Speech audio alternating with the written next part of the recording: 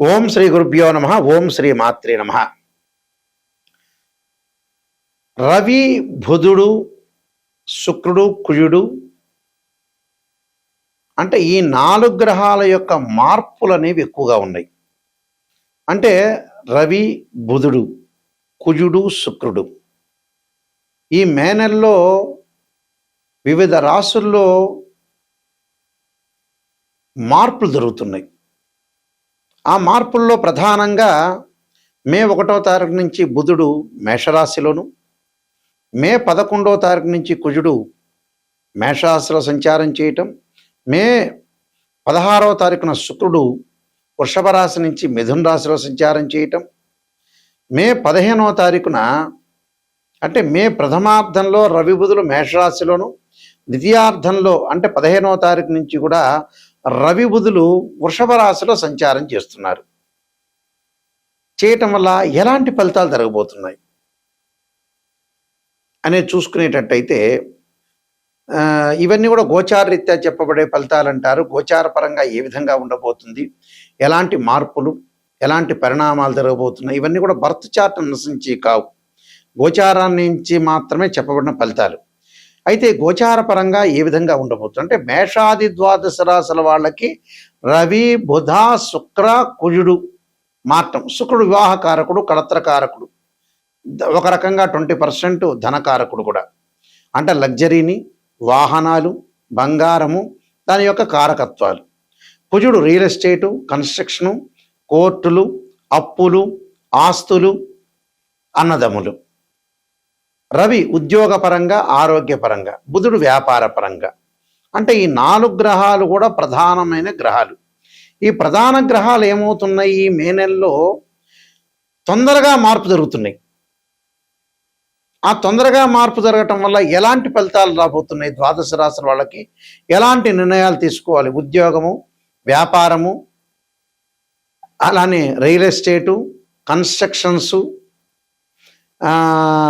వ్యాపార పరంగానే కాకుండా ఆరోగ్యపరంగా, ఉద్యోగపరంగా, వివాహపరంగా ఎలాంటి మార్పులు జరగబోతున్నాయి అనేవి మనం ముందుగా తెలుసుకుందాం. ఈ రాశుల వాళ్ళందరికీ కూడా ఏ విధంగా జరుగుతున్నాయి, ఎలాంటి పరిహారాలు చేసుకోవాలి, ఎలాంటి పరిహారాలు చేసుకుంటే మనం ముందుకు వెళ్ళగలుగుతాం, ఎంత నెగిటివ్ ఉంది, ఎంత పాజిటివ్ ఉంది. నెగిటివ్ కూడా చాలా ఇంపార్టెంట్. పాజిటివ్ కంటే ఎప్పుడు కూడా నెగిటివ్నే ఇంపార్టెంట్. నెగిటివ్ తెలుసుకున్నామా మనం పాజిటివ్ అయిపోయినట్టే. సింపుల్, అది సింపుల్ మ్యాథమెటికల్ ఈక్వేషన్ లాంటిది అది. అందువల్ల ఖచ్చితంగా మీరు తెలుసుకోండి, నిజాన్ని తెలుసుకొని ముందుకెళ్తేనే మనకు మంచి జరిగే అవకాశం ఉంటుంది. ఎప్పుడూ కూడా నిజం నిప్పు లాంటిది. అబద్ధం ఆడామనుకో మనం మోసం చేసుకున్నట్టే. సింపుల్ అది. ఎదుటివాడికి ఏమీ కాదు, మనం మోసం చేసుకున్నట్టు అర్థం. అంటే మనం వ్యాధి అంతా లోపల ఉంచుకున్నట్టు అర్థం. కాబట్టి అన్ని విషయాలు మీరు తెలుసుకోండి. ఇప్పుడు ఈ రాశుల వాళ్ళందరూ కూడా ఏ విధంగా ఫలితాలు జరుగుతాయో తెలుసుకుందాం. ధనుస్సు రాశి వాళ్ళకి రవి, బుధ, అలానే శుక్రుడు, కుజుడు వల్ల ఈ 4 గ్రహాల వల్ల ఎలాంటి ఫలితాలు జరగబోతున్నాయి. ఈ 4 గ్రహాల వల్ల అన్ని విధాలా వీళ్ళకు అనుకూలంగా ఉంటుంది.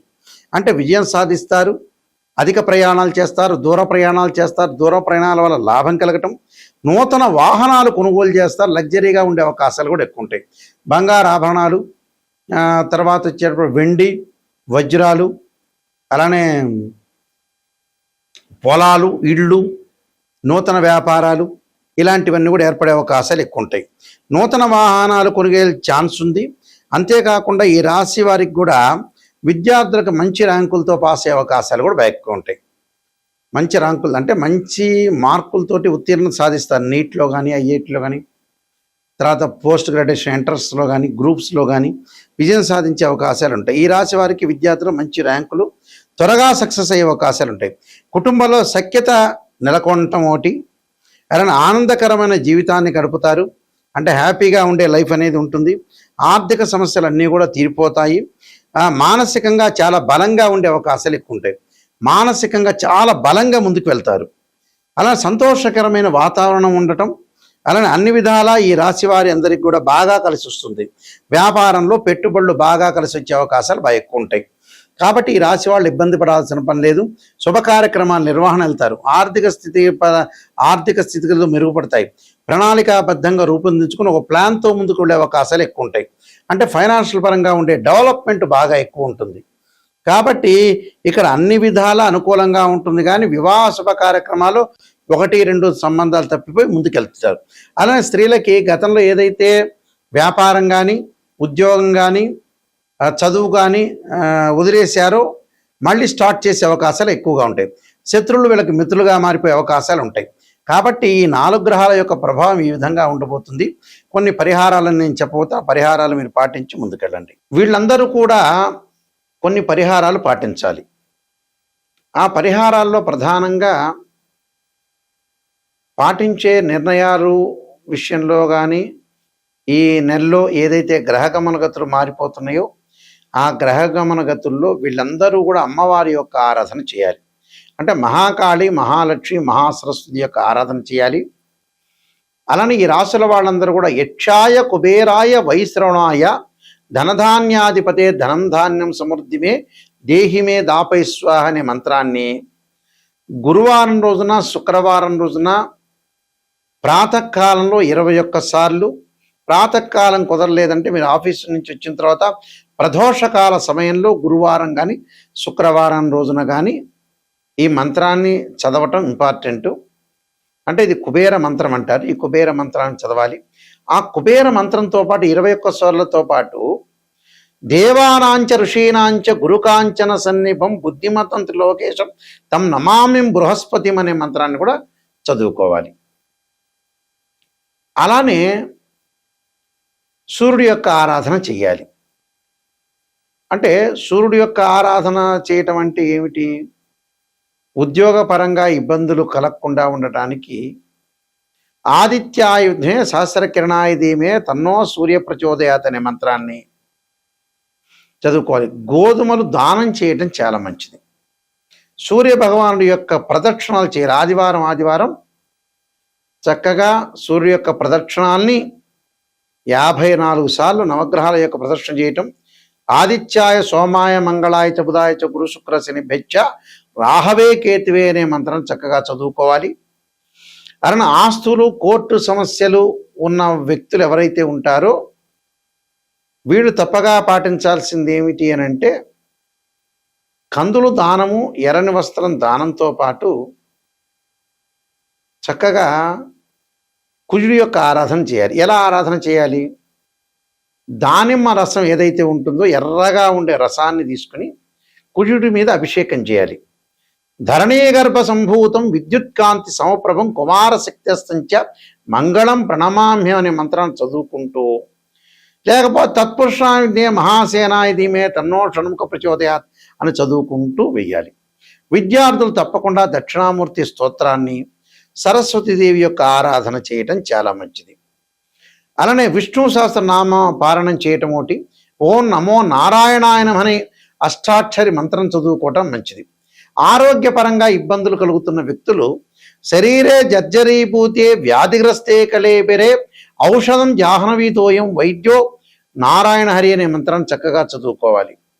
ఎల్నాడు శని యొక్క దోషం ఉన్న వాళ్ళు తప్పకుండా నల్లని ద్రాక్షారసంతో శనికి అభిషేకం చేయాలి. నీలాంజన సమాభాసం రవిపుత్రేమాకృత్యం ఛాయామార్తాండ సంభూతం తం నమామి శనైశ్చరం. పనులలో ఆటంకాలు కలుగుతున్న వాళ్ళు గణపతి యొక్క ప్రార్థన చేయండి. చేయటం వల్ల మీకు మంచి జరిగే అవకాశాలు ఖచ్చితంగా ఉంటాయి. అయితే ఒక జాతకాన్ని ఎప్పుడూ కూడా మనం అనాలిసిస్ చేసేటప్పుడు చాలామంది ఆలోచన చేస్తుంటారు. ఒక ఆస్ట్రాలజర్ని అప్రోచ్ అయ్యేటప్పుడు మా దానిలో కొన్ని కేటగిరీస్ ఉన్నాయి. దేవాలయంలో అర్చకులకి జ్యోతిష్యం అనేది కాదు, నామినల్గా చెప్తారు వాళ్ళు. మ్యాథమెటికల్ క్యాలిక్యులేషన్స్ చెప్పరు. వాళ్ళ కిందట అర్చకత్వంలో వాళ్ళు నిష్ణాతులు. ఆ దేవాలయాన్ని చక్కగా చూసుకోవటం, పరిరక్షణ చేయటం, విగ్రహాన్ని చక్కగా కడగటము, విగ్రహానికి మంచి బట్టలు కట్టించడం, ధూపదీప నైవేద్యాలతో పూజ చేయటం, మంచిగా ఏదైతే శ్రీ సూక్తంతో, పురుష సూక్తంతో, శివుడికి రుద్రాభిషేకంతో, సుబ్రహ్మణ్య స్వామి యొక్క అష్టకము, అష్టోత్తర శతనామావళి, చక్కగా ధూపము, దీపము, నైవేద్యాలు, అలంకరణ, పుష్ప అలంకరణతోటి చేయటం అనేది వాళ్ళ విధి. ఒకవేళ నామినల్గా గురువు గారండి మా అబ్బాయి జాతకం ఎలా ఉందంటే సింపుల్గా ఈ రాశి అవుతుంది, ఈ నక్షత్రం అవుతుంది, ఈ గణం అవుతుంది, ఈ ఈ యోని అవుతుంది, ఈ పాదం అవుతుంది అని మాత్రం సింపుల్గా చెప్తారు. అంటే గణాన్ని చెబుతారు, పాదాన్ని చెబుతారు, అలానే చిన్న చిన్నవన్నీ కూడా చెప్తుంటారు. అంటే రాయి పాదం అవుతుందని, మనిషి గణం అవుతుందని, ఎరుకయ్యారా, ఏనుగయ్యారా, జంతు సంబంధించిన చెబుతారు. అంతవరకు మాత్రం చెబుతారు వాళ్ళు. పురోహితులు వచ్చేటప్పటికల్లా ఇంటిలో సత్యనారాయణ స్వామి వివాహ ఉపనయనాలు, అలానే హోమాలు ఇలాంటివి చేస్తుంటారు. మూడో కేటగిరీ వచ్చే సిద్ధాంతులు అంటారు. అంటే మూడో కేటగిరీ అని అంటే మనం లెక్క వేసుకునేటప్పుడు సహజంగా అది రెండో కేటగిరీకి సంబంధించి సిద్ధాంతులు ఉంటారు. ఇంకో కేటగిరీలో సిద్ధాంతులు వచ్చేటప్పుడు ఆస్ట్రాలజీ పరంగా మ్యాథమెటికల్ క్యాలిక్యులేషన్ వేసి అందులో హయ్యర్ ఆస్ట్రాలజీ ఎడ్యుకేటెడ్గా చదువుకున్న వ్యక్తులు ఏంటంటే మాలాంటి వ్యక్తులు మ్యాథమెటికల్ అనాలిసిస్ చేస్తాం. మేము సూర్యోదయ కాలమానానికి లెక్క వేయడానికి ట్రిగనామెట్రీ లాగరిథమ్స్ని మనం యూజ్ చేస్తాం. గడియలు విగిడియలు, తిథి ఎలా వస్తుంది, నక్షత్రం ఎలా వస్తుంది, యోగం ఎలా వస్తుంది, కరణం ఎలా వస్తుంది. అలానే గురువు మకర రాశిలో 5 డిగ్రీల్లో నీచైతే 5 డిగ్రీలు దాటిన పరమనీచని, ఎక్కడ ఉచ్చ స్థానాలు, ఎక్కడ నీచ స్థానాలు, బుధుడి కన్యారాశి స్వక్షేత్రము, ఉచ్చస్థానం అలా నీచస్థానం మీనరాశి అని, గురువుకి మకర రాశి నీచరాశి అని, ఉచ్చస్థానం కర్కాటకం అని, స్వక్షేత్రాలు ధనస్సు మీనాలని ఇలా మేము అనాలిసిస్ చేస్తాం, డిగ్రీలో క్యాలిక్యులేషన్ చేస్తాం. అలానే ద్వాదశ భావాల్లో భావాధిపతులు వేరు, రాస్యాధిపతులు వేరు, ఆ గడిలో ఉన్న గ్రహం వేరు. భావాధిపతి అంటే ఏమిటంటే సహజంగా అన్ని మీకు మీ పరిభాషలో చెప్పాలంటే భావాధిపతి అంటే ఇంటి ఓనర్, రాస్యాధిపతి అని అంటే బిల్డర్. అలానే ఆ గడిలో ఉన్న గ్రహం అంటే రెంట్కున్న వాళ్ళు అని అర్థం.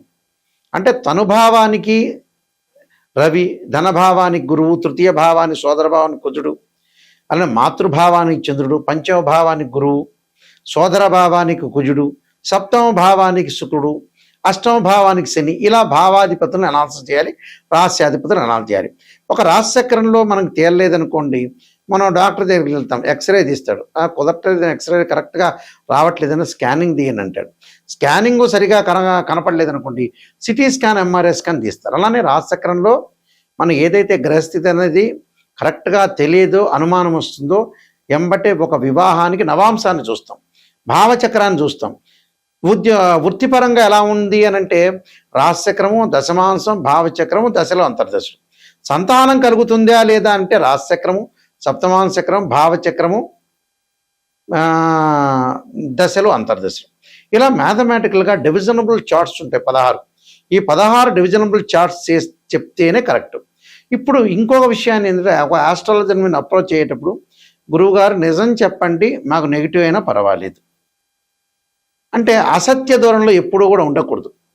సత్య దూరం అంటారు చూసారా, నిజాన్ని చెప్పించుకున్నాను అనుకోండి, ఆ నెగిటివ్లోంచి మీరు పాజిటివ్ వచ్చే అవకాశం ఉంటుంది. అబద్ధం వల్ల పెద్దగా జ్యోతిష్యం చెప్పించుకోవడం లాభం లేదండి, మీ డబ్బులు వేస్ట్ అవుతాయి. ఆ డబ్బులు ఏదో పక్కన వాళ్ళకి ఇస్తే పక్కింటి వాళ్ళు ఎవడో ఉంటాడు కదా, వాడు ఇంద్రుడు అవుతాడు, చంద్రుడు అవుతాడు, చంద్రబాబు నాయుడు తర్వాత మీరే ముఖ్యమంత్రి అవుతారని చెబుతాడు ఆటోమేటిక్గా. అలా చెప్పించుకోవచ్చు. ఆస్ట్రాలజీని అప్రోచ్ అయ్యేటప్పుడు నిజం తెలుసుకుంటే మాత్రమే ఆస్ట్రాలజీని అప్రోచ్ కావాలి. నేననే కాదు, ఎవరినైనా సరే. ఎందుకంటే నా బాధ్యత ఉంటుంది కాబట్టి, నేను చాలా సీనియర్ని, మా ఫాదరు, గ్రాండ్ ఫాదర్ అందరూ సిద్ధాంతులు కాబట్టి మేము వంశపారంపర్యంగా ఈరోజు చెప్పటం కాదు. అన్ని రకరకాల ఛానల్స్ అన్నీ కూడా, ఎక్కువ ఛానల్స్ నాతోనే డివోషనల్ స్టార్ట్ అయినాయి. చాలా హైదరాబాద్లో ఉండే నెంబర్ ఆఫ్ ఛానల్స్ కానీ అవన్నీ కూడా నాతోనే స్టార్ట్ అయినాయి. నేను రాజమండ్రి మోహన్ పబ్లికేషన్ రైటర్ని కూడా. కాలసర్పయోగము, కాలసర్పయోగ చంద్రిక, రాహుకేతువులు, ఛాయాగ్రహాలు, స్వప్నశాస్త్రము, అలానే బృహత్ పరిహార సింధు, జాతక చంద్రిక, వివాహ మార్తాండము, పుత్ర గణపతి వ్రతము, సర్వదేవత గోత్రులు పార్ట్ 1, పార్ట్ 2, ఇలాంటి ప్రొడక్షన్ ఆఫ్ ఆస్ట్రాలజీ, ఇలాంటి చాలా గ్రంథాలన్నీ కూడా నేను రాశాను. మా వెబ్సైట్ nayakanti.com, nayakanti.in. నెగిటివ్ ఏదైతే నిజంగా తెలుసుకొని జాతకపరంగా తెలుసుకునే గురువుగారి ద్వారా, నాయకంటి మల్లికార్జున శర్మ గారి ద్వారా నేను బాగుపడతాననే వ్యక్తులు మాత్రమే నాకు ఫోన్ చేయండి. కాలక్షేపానికి చేయొద్దండి. నిజంగా వారి ద్వారా మనం బాగుపడాలి, నిజం తెలుసుకోవాలి, మన లైఫ్ ఏంటి, ఎటు టర్నింగ్ అవుతుంది, ఎంతవరకు మనం సంపాదించగలుగుతాం, ఉద్యోగం, వ్యాపారం అన్ని విషయాల్లో తెలుసుకోవాలి, నిజంగా తెలుసుకోవాలి అనే వ్యక్తులు మాత్రం నాకు నెంబర్కి ఫోన్ చేయండి. ఆ నెంబర్ డైరెక్ట్గా నా దగ్గరికే వస్తుంది. ఆ స్క్రీన్ మీద అవుతున్న స్క్రోల్ అవుతున్న నెంబర్ ఉంటుంది, ఆ నెంబర్కి నాకు ఫోన్ చేయండి. ఫోన్ చేస్తే, ఎందుకంటే మేము వంశపారంపర్యంగా చెప్పేవాళ్ళం, మీరు జాగ్రత్తగా అనుసరించి మీ లైఫ్ని మా ద్వారా మీరు బాగు చేసుకోవాలని ఆశిస్తున్నాను. మీ అందరికి కూడా శ్రీ పరమేశ్వరుడి యొక్క కరుణాకటాక్షం ఉండాలని ఆశిస్తూ సర్వే జనా సుఖినో భవంతు.